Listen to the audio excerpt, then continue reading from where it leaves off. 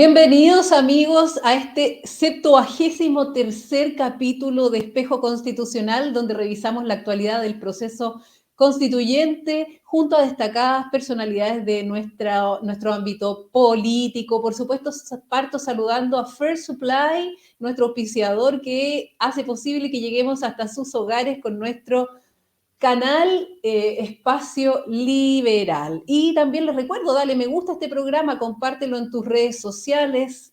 Puedes usar contenido de este también para compartir en tus Reels, en tus TikToks. Y, por supuesto, usa el hashtag Espejo Constitucional cuando compartas en distintas redes sociales. También puedes ayudarnos a través de los superchats mientras estás en vivo este programa. Y finalmente, suscríbete al canal Espacio Liberal, todavía es gratis la suscripción, así que vamos por él. Y bueno, nuestro invitado de hoy es cientista político y administrador público. Él es autor del libro Un sistema político para el Chile que viene. Yo me refiero a don Aldo Cassinelli, a quien saludamos con una cordial bienvenida. Buenos días, ¿cómo estás, Aldo? Muy buenos días, Tarín. Un gusto saludarte a ti y a toda la gente que está viendo ahora el programa en vivo y a la gente que lo va a ver en otro momento, que es la magia de tener este programa disponible en las distintas redes. Sí, recordar que queda grabado, también lo subimos al Facebook de Espejo Constitucional, ahí para que tengamos en YouTube y en Facebook la posibilidad de tener el capítulo completo. Así que, bueno, Aldo, comencemos entonces directamente con algo de actualidad. Mira, republicanos confirman que Luis Silva será jefe de bancada en el Consejo Constitucional y reiteran críticas a texto de los expertos, de la comisión experta. Dice, en cuanto a la presidencia del organismo, refrendaron que la asumirá un consejero del partido, pero no quisieron adelantar ningún nombre. ¿Qué te parece Luis Silva como jefe de bancada y no así como presidente de la instancia, de la institución? Me parece bien porque el presidente de la instancia tiene mucha carga administrativa, o sea, aunque no parezca. Y eso hace que se pierda el fondo del asunto. En cambio, el jefe de la bancada tiene una labor mucho más directa respecto del trabajo de discusión, reacción y puesta en materia de las distintas ideas. Y creo que ahí el consejero Silva tiene mucho más que aportar. Creo que no tenemos que perdernos, las dos instancias son sumamente relevantes, la organización del consejo, pero también el contenido. Entonces, en ambos tienen que tener buenas personas. Y lo interesante de esto, y creo que lo más relevante, es que el Partido Republicano no rehúye, y yo creo que este es el fondo de la noticia, no rehúye la responsabilidad que le corresponde al ser mayoría, tanto de presidir el Consejo como de entender que el trabajo de la bancada, de los consejeros que representan, es sumamente importante. Es decir, la forma y el fondo hoy día tienen que estar íntimamente ligados y no nos podemos perder en eso. Exactamente, tienen que estar alineados, pero para que no se confunda la gente en su casa y vean la abertura, ¿cierto?, de este Consejo Constitucional, el primer presidente que va a ser seguramente por unas pocas horas es el más viejito, el de mayor edad, ¿cierto?, que sería en este caso don Miguel Litín, me da la impresión, ¿cierto?, que es él, es Miguel Litín quien es el consejero electo de mayor edad, entonces va a ser por algunas horas el presidente hasta que se elija a través de, bueno, de las votaciones del consejo, del nuevo consejo, de la nueva institución que se estará instalando, ¿cierto? Ahí será electo. Y como decían, hay varios nombres que están dando vuelta. Acá vemos, timonel del Partido Republicano. Creemos que nos corresponde presidir el Consejo Constitucional, exactamente como tú lo decías, Aldo. Dice, de todas maneras, Arturo Esquillo advirtió que aún no tienen confirmado qué consejero liderará la instancia y se sigue teniendo 2/3 y 3/5 no están en juego, afirmó. En tanto, el líder del partido, al ser consultado sobre la renuncia de la instancia de Aldo Sangüesa, acusado de abuso sexual.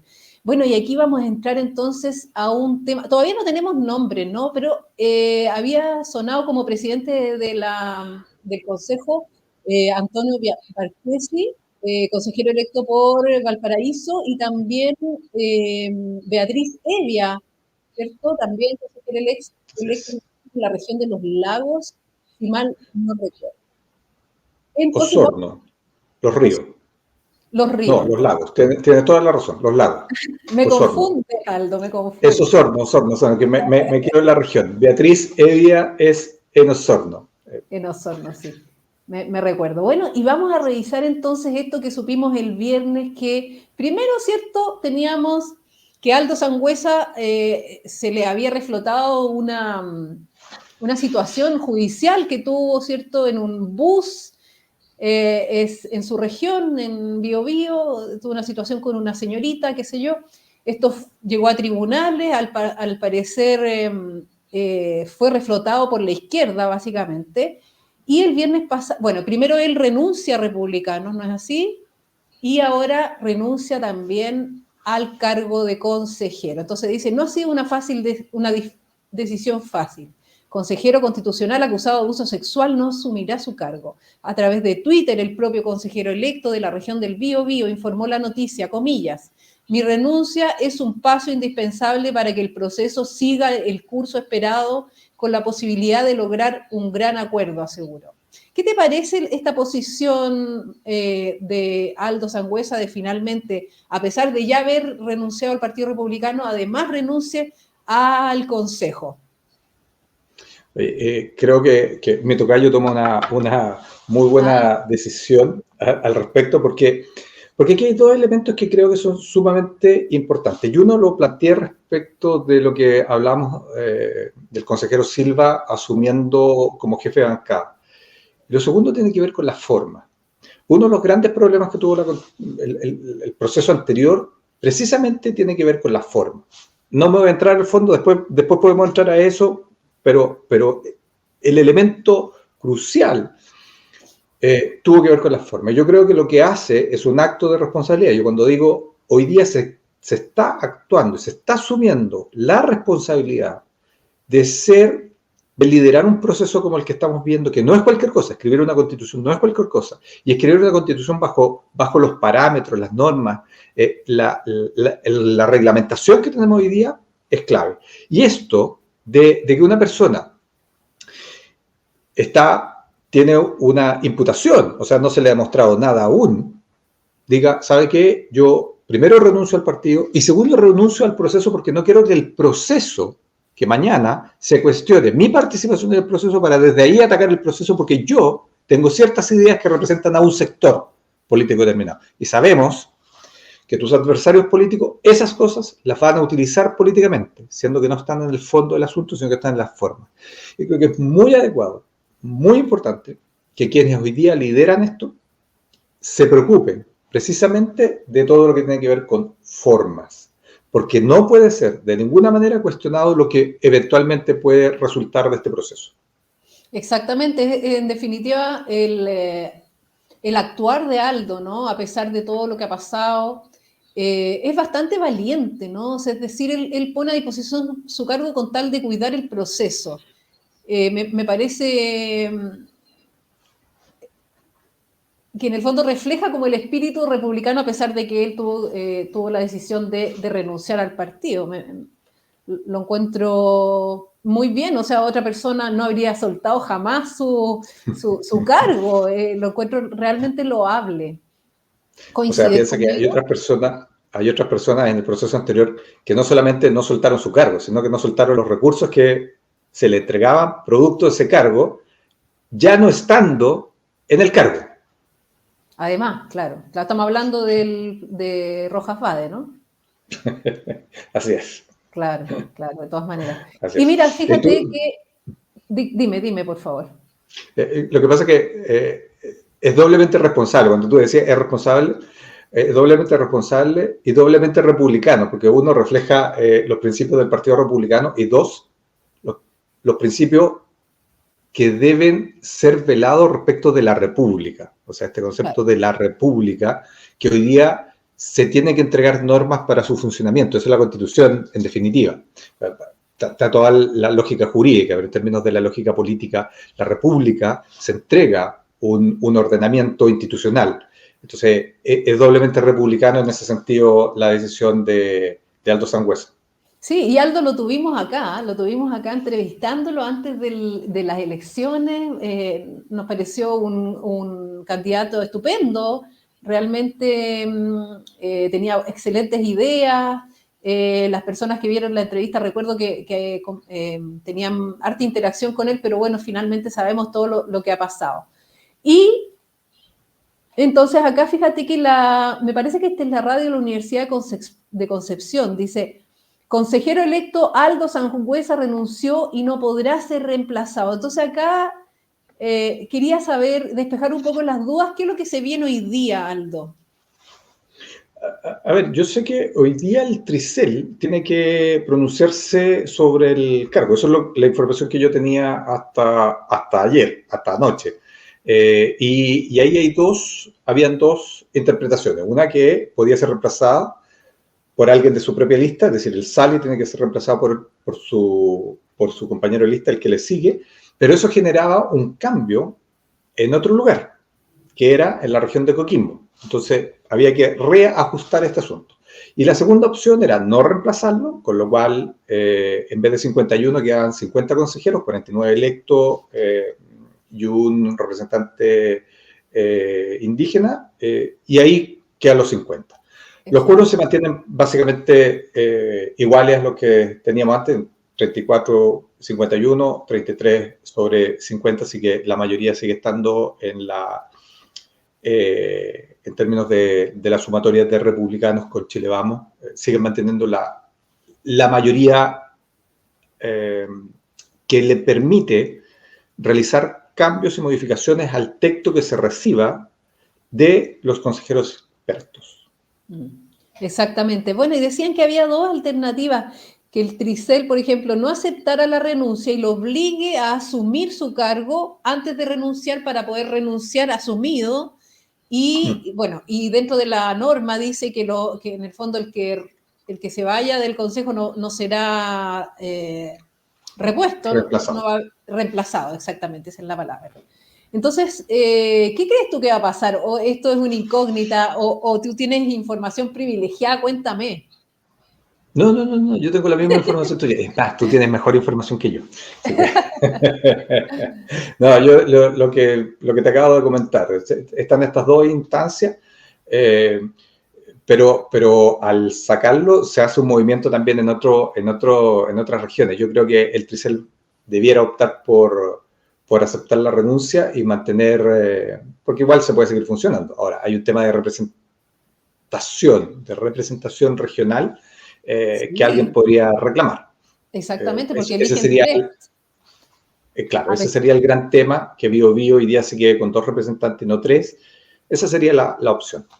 Digamos el problema que le veo yo.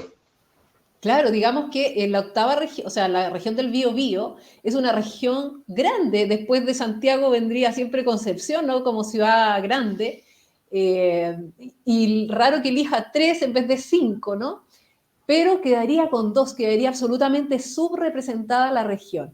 Y otra cosa, en caso que lo reemplace la persona que viene en las votaciones, también es una republicana y es mujer. Por lo tanto, habría que reacomodar todo lo que son los consejeros electos, porque quedarían 26 hombres y 24 mujeres, cosa que no puede ocurrir. Por lo tanto, probablemente va a haber un movimiento de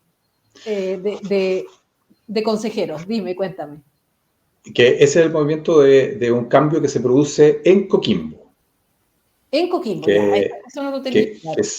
Que sale el consejero que hoy día, que era el cambio que se produjo respecto de, ¿te acuerdas en Tarapacá? Que Republicano tuvo dos cupos y estaba en disputa ese cupo adicional. Entonces, al obtener ese cupo, cambia la relación en Coquimbo. Guerra sale y entra Pinochet. Ya sí me acuerdo. Y hoy día, al salir Sangüesa y ser reemplazado por una mujer, Exacto. Vuelve a la situación original Coquimbo. Mira, interesante, es decir, vamos a estar todos atentos a lo que diga el Tricel hoy día de todas maneras, porque ahí va a haber movimientos interesantes del Partido Republicano, capaz que quedemos con más consejeros en una de esas. Puede ser. No, queda con en la misma cantidad, porque se reemplaza por los pactos. Claro. Ah, perfecto, ya. O sea, no es que venga uno del otro lado a ocupar ese espacio. No. Perfecto. No. Se reemplaza por los mismos pactos. Perfecto. Los voy a invitar a ver varias cuñas. Esto es una nota de Canal 13, entonces yo saqué solamente las partes donde hablan los personeros de gobierno. Revisemos entonces qué dicen respecto de este caso de Aldo Sangües. Atención con el video. Tampoco teníamos conocimiento previo de la situación, no hay antecedentes en su hoja de vida. Permite despejar un tema del Consejo Constitucional y facilitar el trabajo en el marco de seriedad y de sobriedad que se necesita. Si bien el partido debió haber sido más cuidadoso al momento de seleccionar sus candidatos, yo valoro que haya renunciado por el bien del proceso, para poder trabajar tranquilos y que Chile efectivamente tenga una nueva y una buena constitución. En general, es el Tribunal Calificador de Elecciones lo que deben acoger y calificar esta renuncia, y el consejero o consejera que renuncie no es reemplazable. El punto es que esta ley, el artículo 149, está de una u otra forma realizado, está hecho para consejera y consejero en ejercicio. No altera los quórum, ya que el quórum más exigente de aprobación o rechazo, de 2/3, por aproximación implica 33 votos, que el sector sigue teniendo. Muy bien, entonces seguimos con los quórum tal cual antes. Así que, bueno, igual es interesante saber lo que va a pasar ahí para el rebaraje de los consejeros. Y vamos a pasar a otro tema, mi estimado Aldo. Fíjate, grupo de militantes republicanos encabezados por el senador Rojo Edwards rechaza anteproyecto constitucional. Dice, el texto propuesto representa una realidad política que ya no existe. Señala la declaración de la facción que representa la disidencia a la actual directiva encabezada por el exdiputado Arturo Esquella. Esto entonces, bueno, y sacaron un comunicado el 25 de mayo. Dice, Movimiento Interno de Republicanos rechaza el anteproyecto constitucional, representa una realidad política que ya no existe, debe lograrse un nuevo acuerdo en el Consejo electo. ¿Se referirá a un nuevo acuerdo a cambiar las bases? ¿A qué se referirá con esto del nuevo acuerdo? Vamos a ir leyendo entonces. Militantes republicanos, un militante, un voto. Valoramos el trabajo de la comisión experta, pero somos enfáticos en establecer que el texto propuesto representa una realidad política que ya no existe. Se debe lograr un nuevo acuerdo en el Consejo electo que mejore y actualice la propuesta actual. En este sentido, declaramos que de mantenerse intacto el texto emanado por los expertos designados, este debe ser rechazado, ya que no considera principios claves en los que la ciudadanía se ha manifestado claramente, tienen toda la razón. Entre las materias que los expertos inexplicablemente dejaron fuera, incluimos la protección de la propiedad de los ahorros previsionales, la libertad de elegir prestador y asegurador en salud, la inexistencia de avance en materias de seguridad, justicia y persecución del delito, se debilita el derecho preferente de los padres a escoger la educación de sus hijos en un ambiente de proyectos educativos diversos. Se omite un capítulo para las Fuerzas Armadas, entre otros. Bueno, ahí tenemos entonces algunas de las razones que esgrime Rojo Edwards. ¿Qué te parece esta situación dentro del Partido Republicano, cierto, que tiene la amplia mayoría dentro del Consejo, que exista esta disidencia? Bueno, en la medida que las organizaciones crecen, obviamente que se van produciendo facciones, grupos, opiniones en esta lógica de ir tratando de tener identidad propia en una disputa por lograr el liderazgo interno. No tenemos que olvidar que Edward compitió por la presidencia del partido. Entonces, claro, también ahí hay algún interés de mantener vigente una opción. Entonces, esta es una discusión interna que se traslada al proceso constitucional. Y hay hay que leerla bien en ese sentido. Y después, de nuevo, haciendo la distinción respecto de los aspectos que ellos plantean, yo creo que el primero, y creo que hay que ser muy cuidadoso, yo creo que no nos tenemos que perder en esto, es que recién hay una propuesta de texto y precisamente hoy día entran los consejeros electos. Entonces, pensar en que vas a rechazar un texto cuando todavía no entran las fuerzas políticas que ganaron en una elección, creo que es muy osado, por decir poco, porque además, como veníamos diciendo antes, tienes la mayoría dentro del Consejo. Entonces, creo que hay que tener cuidado qué es lo que se propone. Exacto. Y si vamos al fondo, yo siempre tengo esta salvedad entre la forma y el fondo, creo que no hay mejor momento para definir las bases institucionales de este país. De todas maneras, por supuesto. Y siendo este entonces el mejor momento, ¿te parece bien las aprehensiones de parte de Rojo Edwards? Lo que hablamos recién de que no haya libertad de elección o sea, son temas que tú compartes, ¿sí? Mira, hay ciertas cosas que claramente son necesarias seguir analizando. Por eso tiene ahora la posibilidad tienes la fuerza política, en términos de representante, de hacer valer cierta posición. Yo creo que eso es lo relevante. Y ahí es donde yo decía que prefiero tener a Luis Silva como jefe de bancada ordenando posiciones políticas que ordenando un sistema administrativo. Creo que en ese sentido hay ciertas discusiones que se tienen que dar acá. Yo agregaría, en elementos que no son tan, como decía el mismo Silva, que no son tan sexy, que no son tan atractivos, que no son tan vendedores, pero que sí generan una complicación mucho mayor que los que estamos viendo en esa nota, en esta declaración, que tiene que ver con el actuar del Poder Judicial. El Poder Judicial es el tercer poder del Estado en términos de peso y que, en la lógica de los check and balance, genera parte del sistema político. Es bastante intocado el sistema judicial por razones obvias. A nadie le interesa tener una discusión con el Poder Judicial. Pero claramente el Poder Judicial en el último tiempo, y no estoy hablando del funcionamiento como tal, que tiene que ver con otro tema que eventualmente podemos hablar, que está asociado a todo lo que estamos viendo de crimen organizado, violencia, fundamentalmente violencia. Ya no hablamos de delincuencia solamente, sino que hablamos de violencia contra las personas. Es decir, Chile pasó de un delito a la propiedad a un delito a las personas, que es mucho más grave. No estoy hablando de eso, estoy hablando de cómo el sistema judicial empieza a tomarse atribuciones que eventualmente el marco institucional no le entrega, como es legislar a través de sus fallos, como es establecer orientaciones a través de sus fallos. Creo que ahí, esto que algunos expertos han dado en llamar el activismo judicial, creo que es infinitamente más importante que muchos de los aspectos que están puestos en ese comunicado. Ah, perfecto. Ya, ok. Claro, es como dónde están los problemas profundos, ¿no? ¿Dónde están nuestros... Claro, por ejemplo, tú hablabas de activismo judicial para contarle a la gente un poco lo que hacen con las ISAPRES, ¿cierto?, del recurso de protección, que se ha judicializado, en definitiva, este derecho a la salud. ¿Estoy en lo correcto? Claro, el tema de salud, el tema de medio ambiente, el tema identitario, el tema de educación. Yo creo que ahí...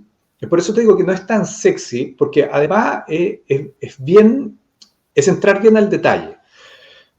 Pero ahí creo yo que hay un trabajo profundo que hacer, porque es un poder del Estado.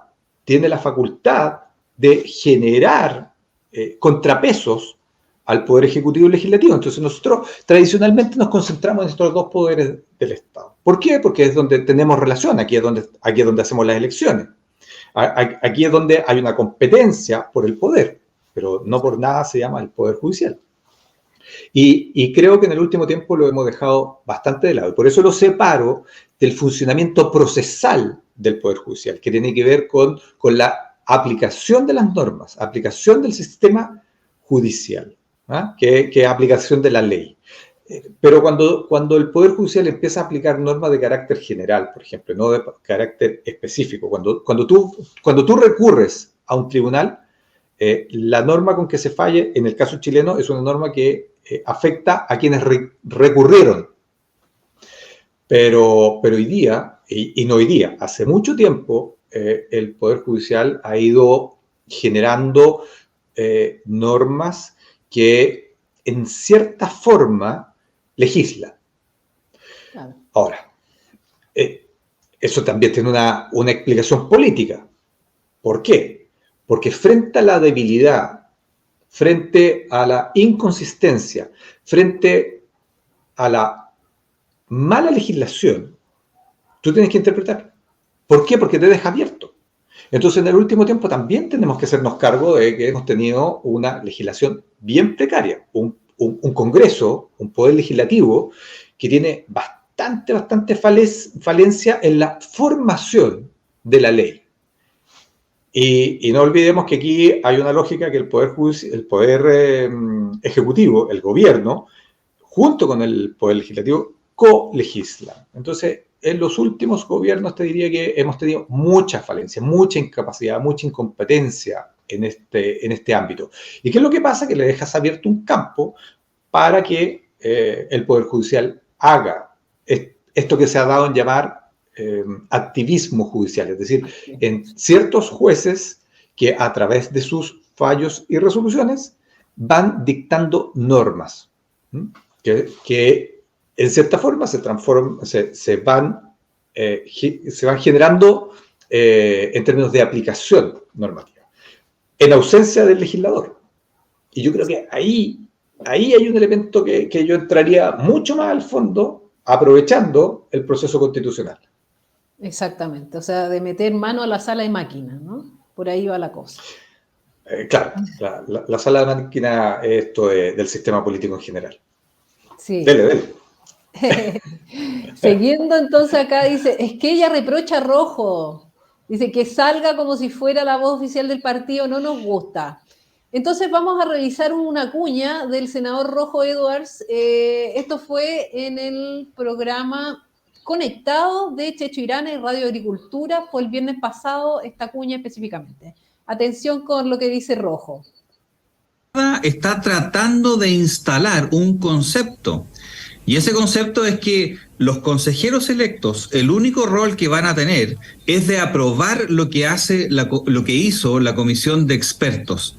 Y eso no me parece razonable. Y resulta que en este texto de la comisión de expertos no hay un solo artículo de seguridad, ni siquiera en la creación de la Defensoría de las Víctimas, que hemos estado hablando por años. Entonces, acá lo que tenemos que hacer es permitirle a los consejeros electos, en particular republicanos, a que puedan hacer modificaciones para mejorar el texto que hizo la comisión. Y por eso es que hemos dicho que lo que tenemos que hacer es llegar a un nuevo acuerdo en el nuevo Consejo que realmente defienda los principios que ha defendido el Partido Republicano. Yo por lo menos no conozco a ningún militante republicano que votaría a favor, a fardo cerrado, de lo que hizo la comisión de expertos. Tenemos que avanzar, por ejemplo, en proteger la propiedad de los fondos, de los ahorros previsionales. Tenemos que al menos defender la vida del que está por nacer. Tenemos que tener un capítulo al menos que defina las Fuerzas Armadas. Entonces, el acuerdo que llegó la comisión de expertos no es un acuerdo que finalmente esté en línea con muchos de los principios que nosotros defendemos. Y por eso es que nosotros lo que estamos pidiendo y estamos haciéndole un espacio para que el nuevo Consejo electo pueda hacer modificaciones para rechazar la tesis de que lo que tiene que hacer el Consejo es simplemente visar lo que ya hicieron los comisionados expertos. Bueno, eso es lo que dice Rojo, básicamente que la izquierda está instalando la idea que lo que escribió la comisión experta es lo políticamente correcto, que hay que aprobar nomás y seguir adelante. Ya, eso es más o menos lo que dice Rojo Edwards. Yo también lo he visto. Está como en el ambiente, ¿no? Está como en el ambiente, no que no pude sacar una cuña particular que alguien dijera eso, alguien de izquierda dijera que lo de la comisión es sagrado, más o menos, pero eso es como la idea que se está está tomando forma, y por eso Rojo dice, en el fondo, se está instalando la idea de los expertos lo mejor. Entonces, no, hay que darle espacio al Consejo para que trabaje. Y también tenemos varias personas pensando que el Consejo Constitucional no va a poder hacer nada respecto de lo que ya está dicho por la comisión experta. Y no es así, la verdad. Entonces, dame tu opinión, Aldo, a este respecto, por favor.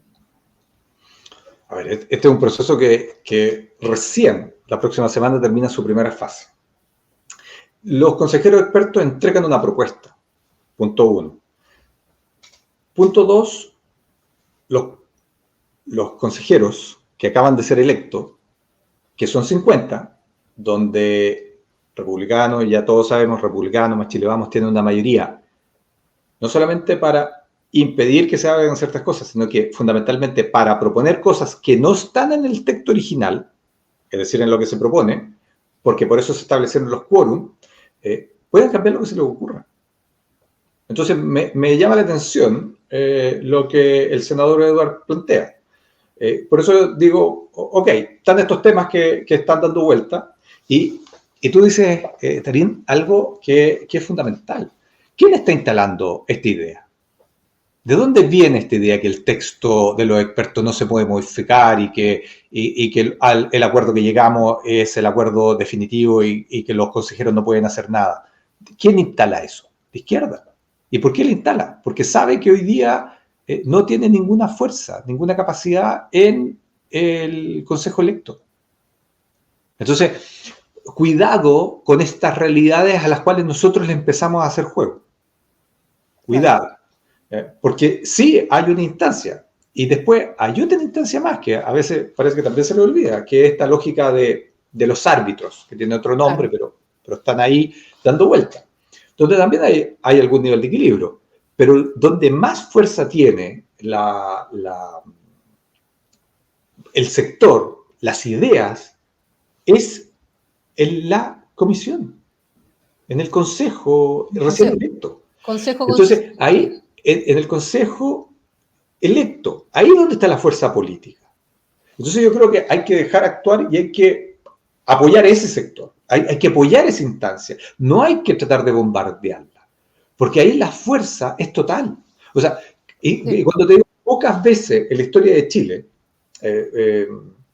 vamos a recordar a un buen amigo, Alejandro San Francisco, que yo me imagino, por lo menos en lo que yo recuerdo, y soy bastante viejo en esta cosa, creo que la única vez donde la derecha, centro-derecha, sectores liberales, conservadores, sumados, han tenido una posición mayoritaria como la que tienen hoy día. Y te tienes que remontar al año 1932. Y es sumamente interesante porque en ese minuto era muy parecido a lo que estaba pasando hoy día.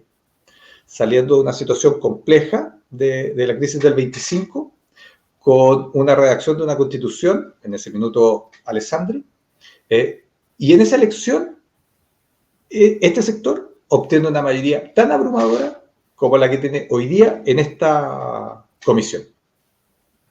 Mira, interesante dato, Aldo, muchas gracias. Así nos está mostrando un poco de historia, Aldo. Fíjate que, siguiendo con el tema, dice, timonel republicano raya la cancha a puertas del Consejo. Si me haces comparar el texto de la comisión experta, me quedo con la Constitución vigente, un tapaboca para todos los que andan hablando tonteras. Dice, el presidente del partido, Arturo Usqueya, dijo que el anteproyecto redactado por los 24 comisionados no lo entusiasma y que junto a su bancada de 22 consejeros pretenden hacer modificaciones en temas de seguridad, derecho a la vida, libertad de enseñanza, salud, seguridad social, entre otros. Además, el exdiputado confirmó que la colectividad se quedará con la presidencia del órgano. Muy bien.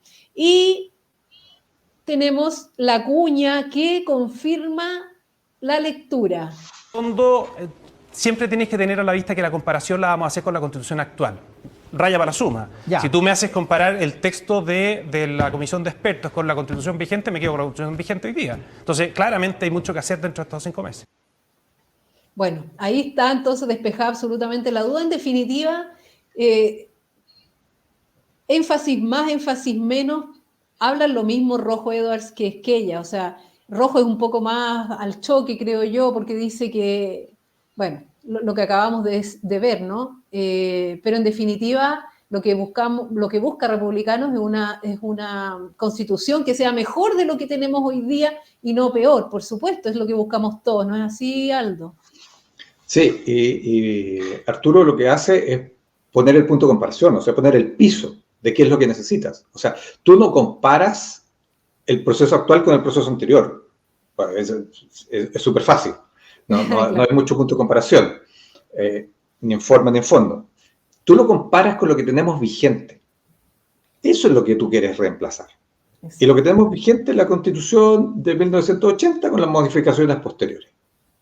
Eso es lo que está vigente. Entonces tú tienes que tener algo mejor que eso para decir, ¿sabe qué? Sí, yo me cambio. Pero no me voy a cambiar a algo que sea peor que lo que tengo. O sea, no tiene sentido.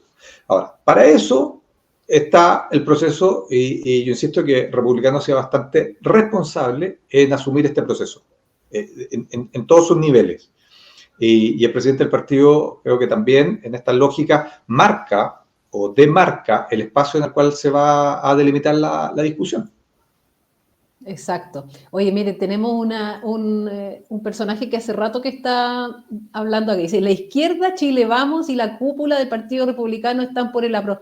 Acabamos de mostrar un video donde Esquella dice que no lo aprobaría, señor. ¿Qué parte no escucha?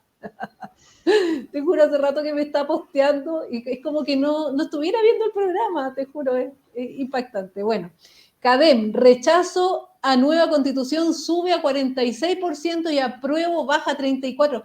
Fíjense que subió 10 puntos el rechazo a la nueva constitución. 10 puntos. Y esto fue en 2 semanas. Aquí tenemos la CADEM del domingo pasado, entonces el en contra, porque ahora ya no va a ser apruebo o rechazo, es a favor o en contra. Entonces el en contra pasa de 36 puntos el 11 de mayo, hace 2 semanas, a 46 puntos. ¿Cuál será el motivo de esto, Aldo? A ver, aquí buscar el motivo es bastante complejo, pero yo iría a otra lámina que tiene que ver con la cantidad de gente que conoce el proceso, entonces que es bastante baja, está en torno al 14%. Pero si tú te fijas, lo único que hace es mantener una situación relativamente pareja. Se ha venido en torno a los 40 puntos la gente que dice que va a rechazar el proceso. Lo extraño fue la semana anterior, que el apruebo, el que estaba a favor, había bajado prácticamente 8 puntos. Te fijas que estaba de 44 a 36, vuelve a subir a 46. Sí.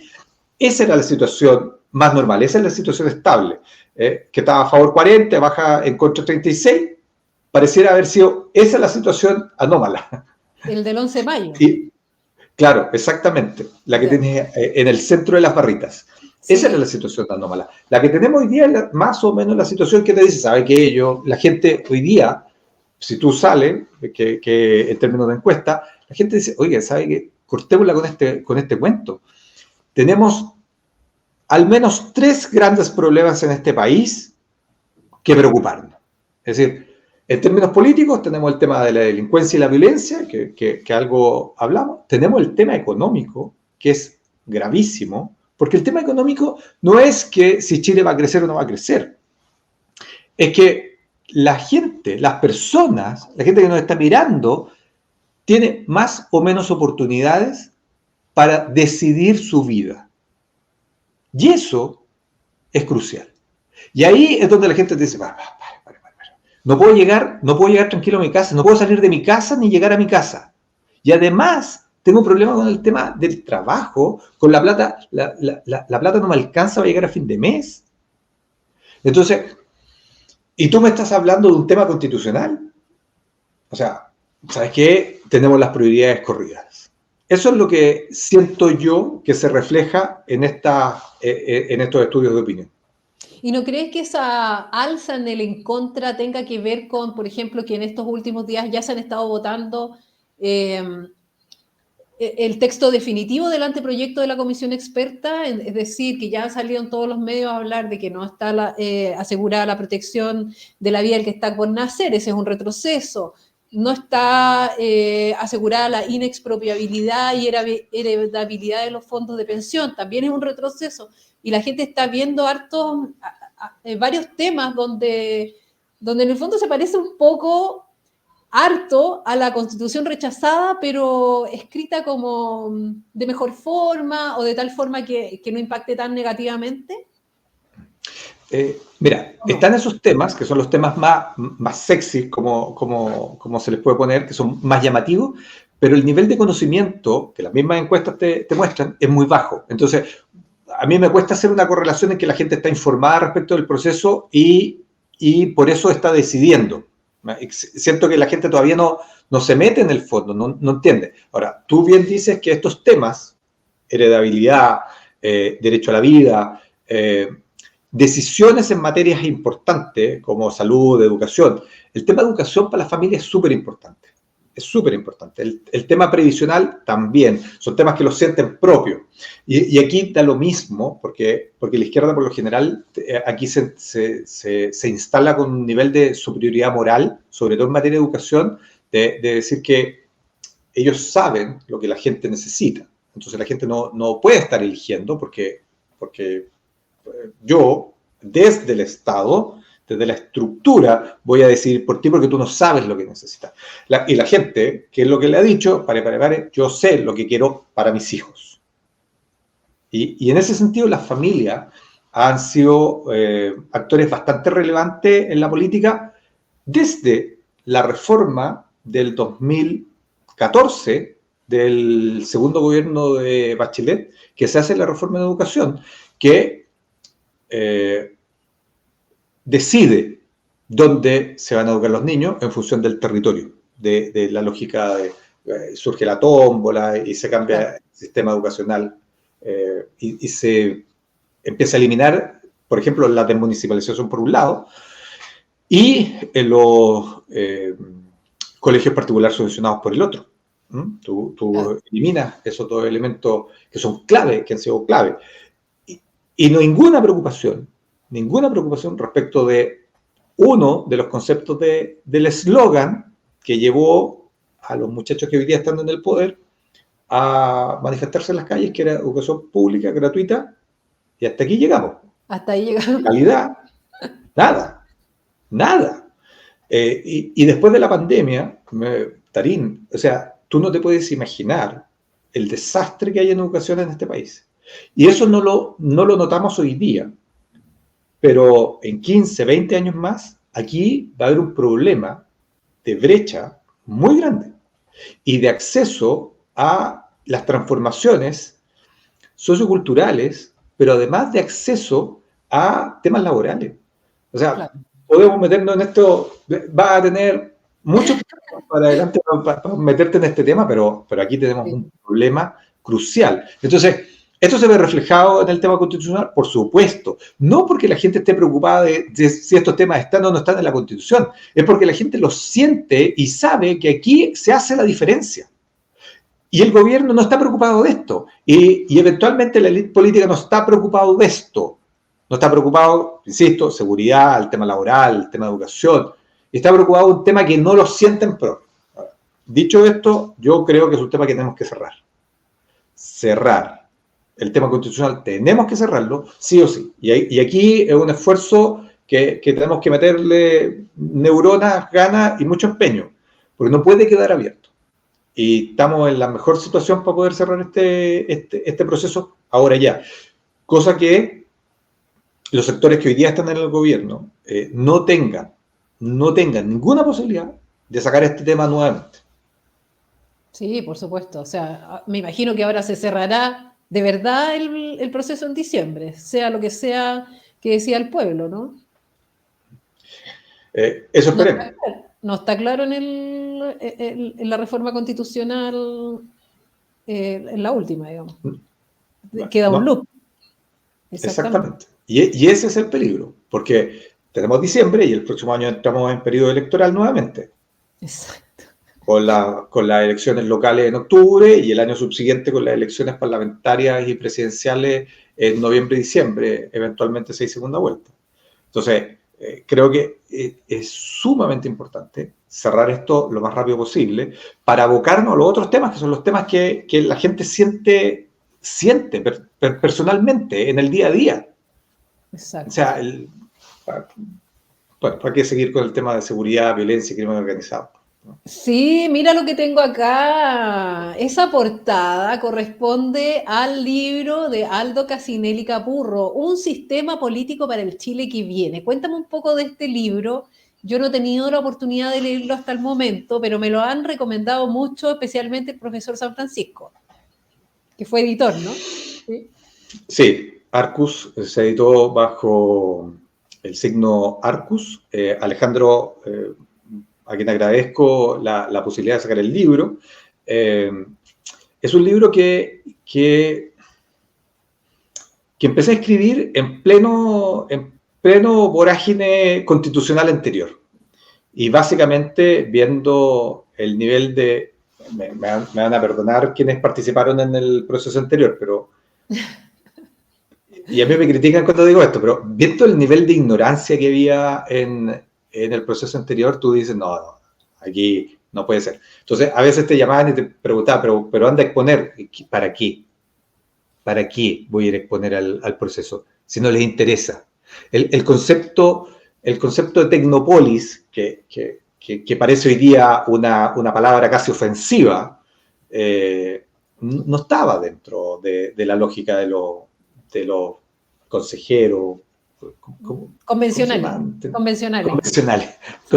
Antes no le importaba nada, no le importaba nada saber cómo funciona un sistema político. Tú ocupaste un concepto que se ocupa mucho en el sistema político, que es la sala de máquinas. Un sistema político lo que hace en esencia es la distribución del poder dentro de una sociedad.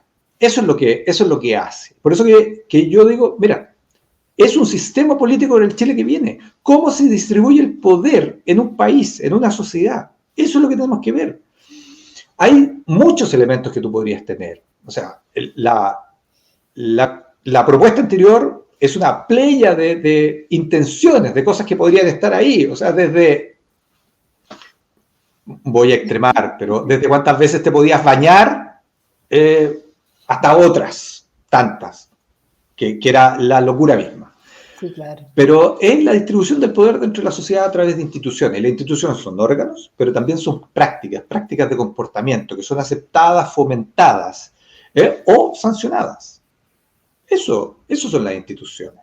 Entonces, cuando yo veía el proceso que estaba pasando, decía, aquí hay una locura, y yo me puse a escribir este libro finales del año 2020, ya me pierdo, 2021, y lo publicamos jugándonos todo por el todo, porque en este minuto podría ser un libro que podría estar guardado en alguna bodega y no en librería, porque lo terminamos de imprimir en julio y lo sacamos en agosto del año pasado, o sea, un mes antes del plebiscito, pensando en que el proceso iba a continuar, en que o sea, esto no podíamos estar tan locos como sociedad de aprobar lo que existía anteriormente. Exacto. Y lo que tiene básicamente algunos criterios de cómo se distribuye el poder, como te digo, en términos políticos, todo lo que tiene que ver con el sistema electoral, con el sistema de partidos, con los regímenes de gobierno, presidencial, parlamentario, superparlamentario, porque había una ignorancia muy grande respecto de qué es lo que significa cada cosa, cómo funcionan las lógicas de coaliciones. Es un ensayo, pero que es un ensayo que está escrito desde una perspectiva académica, está documentado completamente. Yo he hecho clase hace mucho rato y tengo esa desviación intelectual y académica, o sea, okay. Habiendo sido decano de la Facultad de Ciencia Política, uno se vuelca en estas lógicas. Por mucho que sea un ensayo, tiene mucha documentación en términos de una investigación rigurosa. Ok. Y cuéntame, ¿llegas a alguna conclusión dentro del texto? Mira, el texto lo que trato de hacer es no poner una propuesta en sí, sino que dejo abierta al menos 3 alternativas. Pero lo que claramente hay en el texto, si lo leen después, está disponible en las librerías y también por internet. Yo quiero mi copia autografiada, Aldo. Con mucho gusto. Si lo leen, lo que van a ver es que hay ciertos elementos que son claves. Uno, y que se está tratando en el sistema actual, es eliminar el fraccionamiento del sistema de partidos. O sea, no podemos seguir con una lógica donde tienes 21 partidos con representación parlamentaria, 3 movimientos con representación parlamentaria y 36 parlamentarios independientes que eventualmente están asociados a bancadas. Es imposible. No hay ningún país, no hay ningún sistema político que te aguante una lógica como esa. Y eso pasa por un reequilibrio entre la representación y la participación. Es decir, ¿cómo equilibramos esa lógica? Punto 1, no podemos tener. O sea, tenemos que achicar el sistema de partidos. Y de ahí viene una de las normas que ha causado polémica respecto de la propuesta, que es esto de poner el límite del 5% y de 8 parlamentarios electos, que obviamente a los partidos les causa mucho escozor, porque hoy día quedarían 5, 7 partidos según la elección anterior, y desaparecería. Claro. Todos los partidos están fuera. Exacto, esto está fuera menos del 5%. Evópoli, Revolución Democrática, Democracia Cristiana, Partido por la Democracia, Comunes, Partido Radical, Liberal, Frente Regionalista Verde Social y el Acción Humanista. Todos estos quedarían fuera con ese umbral del... ¿Y también propone 5%? ¿O es distinto? Yo creo que tiene que ser un 5%, pero mira, lo que pasa es que más allá de decir cuál es la cifra, lo que tú tienes que plantear es cuál es el objetivo final. El objetivo final es tener partidos políticos fuertes, sólidos, pocos, pero que tengan capacidad de negociación entre sí, si en definitiva eso es, y que tengan 2 elementos que son claves. Uno, capacidad de gobernar, porque se gobierna a través de los partidos políticos, es decir, cuando llegan al poder ejecutivo tengan capacidad de gobernar, y tengan 2 elementos que son claves. Capacidad de formar gobierno y capacidad de gestionar, y eso tiene que ver con la capacidad de formar gente que administre el Estado. El Estado es sumamente difícil de administrar. No se administra de la misma manera que nosotros administramos una institución privada. Tiene normas, tiene regulaciones, tiene instrumentos e instituciones que la van controlando. La Contraloría General de la República, el Consejo para la Transparencia. Hay elementos que hacen muy difícil la administración del Estado. Por lo tanto, tiene que formar gente preparada. Pero lo segundo es que tienes que entender que hay una lógica en la democracia que se llama alternancia en el poder, que es fundamental para la democracia. Entonces tienes que estar preparado para estar gobernando, pero también tienes que estar preparado para hacer oposición. Y por eso que yo digo que hay normas que no solamente tienen que ver con el 5%, sino que tienen que ver, por ejemplo, con el redistritaje. Entonces, tú puedes tener una norma que baje de eso. ¿Por qué? Porque eventualmente puede ser muy alta para la renovación de los partidos. Entonces, para que haya movimiento y partidos nuevos, a lo mejor el 5% es muy alto. Tú puedes bajar esto, pero tienes que hacer un redistritaje y modificar el diseño que hoy día tenemos respecto de la representación. No puedes tener distritos con magnitud de 8 personas electas. ¿Por qué? Porque lo que traduce es que una persona con un nicho, producto de la dispersión, con un 5, 7% puede salir electo. Y no estoy hablando de gente que salga arrastrado que ese es otro tema. Estoy hablando de gente que con un 5% o un 7%, en función de la magnitud del distrito, puede salir electa. Y los distritos son gigantescos. El 60% de las comunas en Chile, tenemos 345 comunas en Chile, el 60% de las comunas en Chile tienen un peso electoral de menos de un 5%. Es decir, son absolutamente irrelevantes en términos políticos. Irrelevantes. No existen electoralmente. Y si consideramos y si tenemos la idea de que los municipios son quienes se conectan con los ciudadanos y tenemos una lógica que tenemos que acercar la decisión a las personas, y las personas por sí mismos, que son las personas, nosotros como individuos y después organizados, esta es la lógica de la sociedad civil organizada, estamos sumamente alejados de la estructura del Estado. Si no es a través de los municipios, que son los gobiernos locales, y ellos en términos electorales no existen. Si no existen en términos electorales, tú te puedes imaginar cómo son en términos institucionales. Bueno, estos elementos son los que están en el libro y también el tema de las coaliciones que te permiten gobernar cuando eventualmente los partidos, y yo creo que hoy día es muy difícil que un partido por sí solo logre gobernar. Y tienes el correlato en que puedes acceder al gobierno con una mayoría, 50 más 1% de los votos, pero tienes que tener un correlato en el poder legislativo que te permita gobernar. Entonces tienes que tener una mayoría que te permita gobernar con un apoyo legislativo. Y aquí voy con esto, voy a la lógica de gobernabilidad democrática. Punto 1, diseñar políticas públicas que respondan a las demandas de la población en términos de oportunidad, de eficacia y de responsabilidad y de consistencia en el tiempo. Gobernabilidad democrática. Pero además le den al sistema estabilidad en el tiempo, proyección en el tiempo. Hoy día, y la vez anterior, en el gobierno anterior, cierto sector político trató insistentemente, por vía no electoral, de hacer caer un gobierno.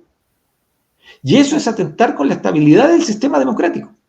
Eso no puede ser aceptado. Y el sistema político tiene que ser el primer garante. Entonces, si el sistema político no es responsable de sus actos, tenemos un problema. Esos son los elementos que están en el texto del libro y, como te digo, con mucha documentación. Además, son análisis comparados, no solamente dentro de América Latina, sino que además con lo que uno identifica como referentes en cada uno de los ítems. Como te decía, temas de coaliciones. Las coaliciones vienen necesariamente de los regímenes parlamentarios, pero que se han utilizado en regímenes presidenciales. ¿Y qué opinión te merece la propuesta de la comisión experta en el anteproyecto respecto justamente del sistema político? Mira, yo he tenido la oportunidad de conversar. Correcta. Sí, yo he tenido la oportunidad de conversar con algunos comisionados de este tema. No he puesto en la comisión, yo me mantengo lo más alejado posible de la cosa más contingente, pero obviamente este es el tema en el cual uno se mueve. Yo creo tener algún nivel de conocimiento de estas materias, entonces algo te preguntan.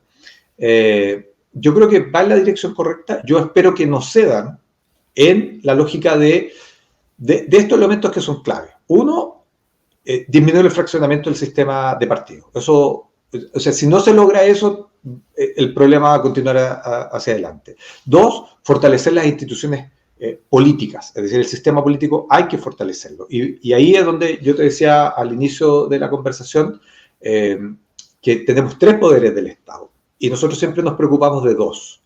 Y hay que meter un tercero en esta discusión porque quizás en subsidio, está actuando.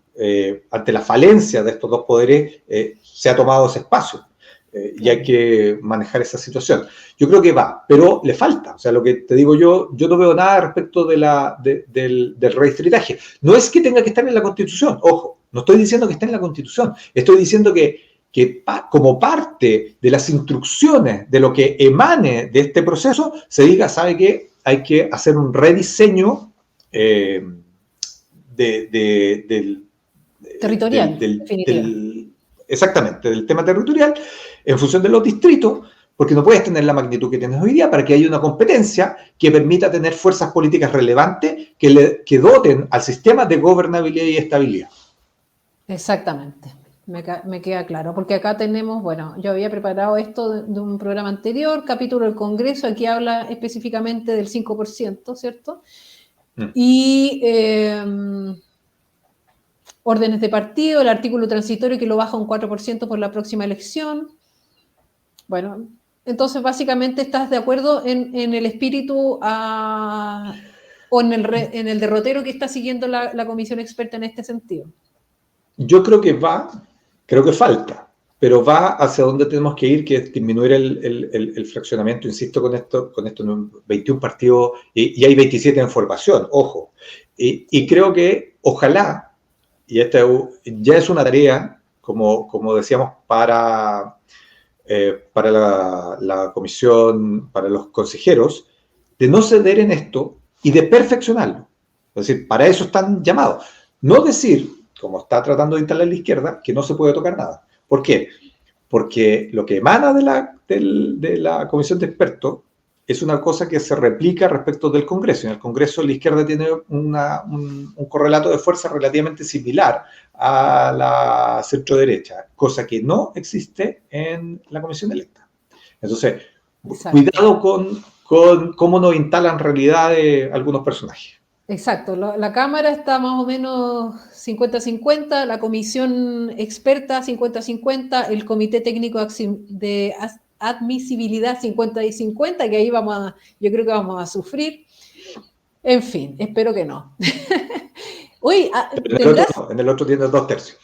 ¿Tendrás 5 minutitos para que contestemos nuestra sección a favor o en contra? Porque ya son las 10 ya, entonces no sé si tienes 5 minutos para contestar estas últimas preguntas para conocerte un poco más, Aldo. Estoy muy entretenido, así que 5 minutos y los que quieran. Estupendo. Entonces, la idea es que tú me digas si estás a favor o en contra del concepto que yo te doy. Si necesitas, por supuesto, profundizar algo brevemente, no hay problema. Estado subsidiario. A favor. O sea, la sociedad civil organizada, la organización intermedia, son las que le dan el soporte a cualquier sociedad. O sea, eso existe per se. O sea, cuando dicen, no, es que subsidiario no existe. O sea, nosotros funcionamos de esa manera. O sea, el individuo, la familia, cuando nos asociamos, este programa que estamos haciendo. Exacto. O sea, yo no lo puedo hacer solo, tú no lo puedes hacer solo, conversamos, la gente que nos está mirando, que está posteando, que está chateando ahí adentro, esto es lo que estamos haciendo y vamos agrandando hasta llegar a esta organización que se llama Estado. Entonces, a mí cuando entran en esta discusión yo quedo mirando el techo.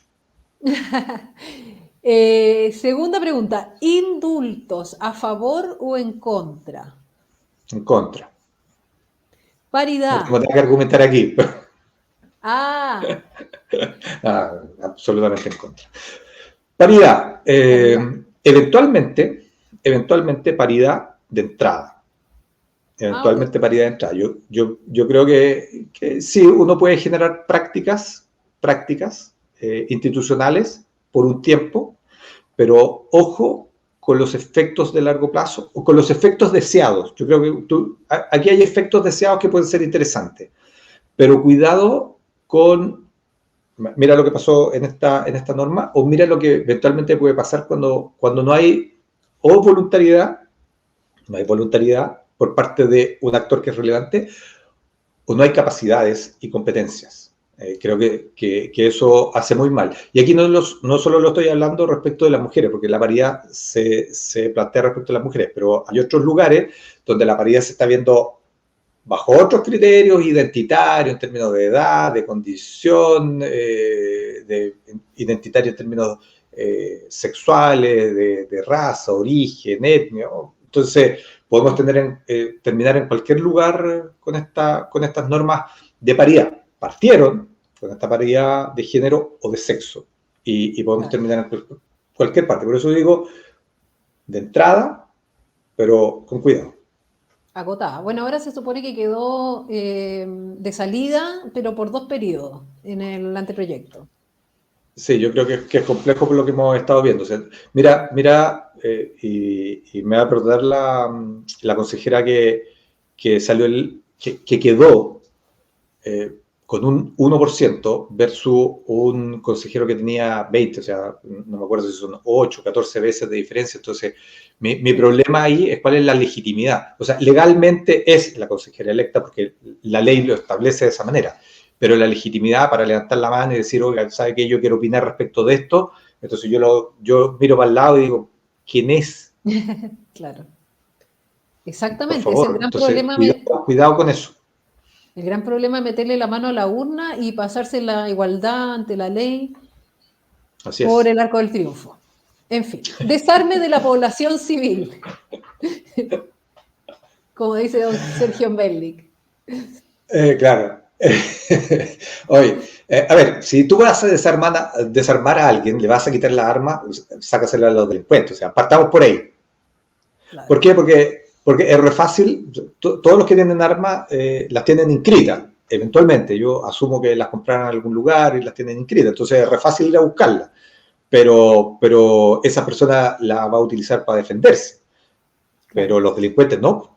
Y el Estado y la fuerza con la cual opera el Estado tiene que ver respecto de quienes se saltan la norma, no respecto de quienes cumplen la norma. Entonces, desarma a quienes tienen realmente que desarmar, a quienes tienen un poder de fuego que actúa en contra de la sociedad y en contra de las instituciones públicas, como Carabineros, investigaciones, el mismo ejército. O sea, frente a ellos es que tú tienes que actuar. Entonces, ¿desarma el retiro de armas? Sí, por supuesto, después de. Claro, de todas maneras. Y Estado Social y Democrático de Derecho, ¿qué tal? A ver, mira cómo lo lees, Estado Social y Democrático de Derecho, está en singular. Sí. Está en singular. Si siguen manteniéndolo en singular, yo estoy de acuerdo. En singular. Okay. No derechos, no que quepan todos los derechos sociales ahí, ¿no? Por eso estoy diciendo, tú lo leíste y lo leíste en singular. Sí. Si lo mantienes en singular, yo estoy de acuerdo. Si lo aplicas en plural y lo empiezas a desagregar, ojo, cuidado. Pero si estás en singular, yo estoy de acuerdo, porque en definitiva es lo que tiene que hacer la sociedad. Hay quienes dicen que ya es un Estado social. Eso, exactamente, que es lo que tiene que asegurar la construcción de una sociedad. Nosotros tenemos derecho hoy día a estar conversando, listo. ¿Quién nos puede impedir esto? Y si viene alguien a impedirnos esto, y entra alguien y empieza a patear y nos corta la señal, yo puedo reclamar, porque estoy en mi derecho de hablar contigo y que la gente no escuche. Pero por eso hago la salvedad y creo que hay que ser muy, muy cuidadoso. Esto es en singular. Esto es la sociedad que tenemos hoy día. Exactamente, muy bien. Capítulo especial para las Fuerzas Armadas de Orden y Seguridad. Hoy día en el anteproyecto ya no hay un capítulo especial, sino que está dentro de, me parece que del capítulo de gobierno. Gobierno de instituciones. Mira, yo ahí tengo mis dudas. Yo no sé si el que esté en un capítulo especial dentro de la Constitución haga más o menos a las instituciones armadas y de orden. Yo creo que aquí mi preocupación es otra. Mi preocupación tiene que ver más con la bajada institucional, lo que hoy día denominaban leyes orgánicas, que yo supongo que van a seguir existiendo. No sé si se van a llamar leyes orgánicas, pero sí leyes de quórum calificado, al menos. Y ahí sí yo me preocuparía respecto de qué es cada una y cuál es el funcionamiento y el rol que se le va a entregar a ellos. Yo creo que el rol hoy día lo tienen bastante bien definido y hay algunos roles que debiéramos revisar pensando en lo que está pasando hoy día en la actualidad y en los desafíos que se nos vienen a futuro. El obvio es el tema de la frontera, por ejemplo. Pero también podemos pensar en otros temas que son bastante complejos. Y no sé si debiéramos pensar en cómo las involucramos con el riesgo que ello tiene respecto al crimen organizado, pero fundamentalmente respecto de análisis de lo que es el cyberwar o la protección respecto de ciberataques. Nosotros como Estrategia Nacional de Defensa tenemos una defensa disuasiva. Nosotros seguimos teniendo un territorio, es más, con uno de nuestros vecinos no tenemos relaciones diplomáticas. Somos un país tricontinental, tenemos una conexión con la Antártica. Tenemos potencial de desarrollo porque, siendo un país relativamente pequeño en términos territoriales, tenemos abundante dotación de minerales necesarios para los desafíos de futuro. Todo esto hace que eventualmente seamos un país bastante atractivo para terceros. Entonces, ahí es donde yo creo que tenemos que tener y dotar a las instituciones armadas y de orden de fortaleza institucional y de capacidades que hoy día están definidas en términos disuasivos como se establece. Y creo que eventualmente hay que mantenerla así, pero hay que mantenerla. O sea, yo puedo hacer un discurso, puedo hacer una objetivación, pero eso hay que dotarla de bienes materiales, es decir, lo que se habla de las competencias y las capacidades. Estamos hablando del Océano Pacífico. No me quiero meter en el tema de las áreas protegidas, todo este cuento, pero la política civil se compromete a cosas que le corresponden a las Fuerzas Armadas controlar.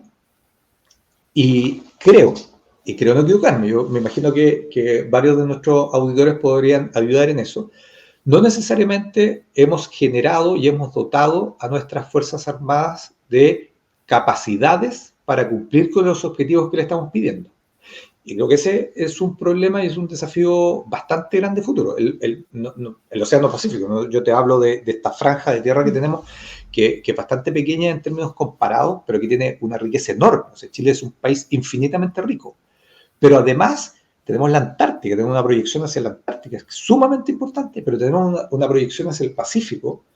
Y cuando hablo de una proyección hacia el Pacífico, no estoy hablando de las 200 millas, no estoy hablando de una proyección completa hacia el océano más grande, hacia la cuenca donde se está transfiriendo el poder mundial, y una proyección hacia la Indochina, o sea, el Indo-Pacífico, que es gravitante para lo que es en el futuro. O sea, todos hablamos de China, pero también tenemos que referirnos a India, que hoy día es el país más poblado del planeta, el país con las tasas de crecimiento más altas, y donde Chile, como país, teniendo un acuerdo con ellos, tenemos solamente un acuerdo de complementación económica, y tenemos una baja relación con China, no tenemos ni siquiera barcos, buques, rutas que sean directas con India. Entonces creo que ahí hay mucho que decir. Perdón que me alargue con eso, pero creo que es importante cuando hablamos de las Fuerzas Armadas, porque tienen en su concepción, primero, un elemento que es de largo plazo. Segundo, un elemento territorial y de proyección. Y tercero, un elemento de capacidades. Y eso es básico desde mi perspectiva. Hay otros elementos que tienen que estar ahí.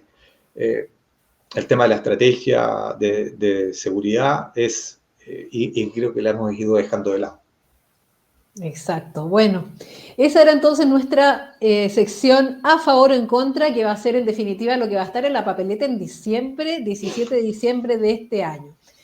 Queremos agradecer entonces a Aldo Casinelli su participación el día de hoy en nuestro programa. Muchas gracias, Aldo, por participar y por ayudarnos a comprender un poco más a nuestra audiencia, especialmente estos temas tan importantes y de repente que son tan áridos para la gente, ¿no? Un gusto la invitación, Tarín, una conversación muy, muy agradable. Espero que la gente la haya disfrutado tanto como la disfruté yo, porque estoy muy, muy entretenido. Así que cuando quieras, a tu disposición. Muchas gracias, Aldo. Entonces será hasta una próxima oportunidad. Seguimos en contacto. Chao, Un chao. gusto. Igual.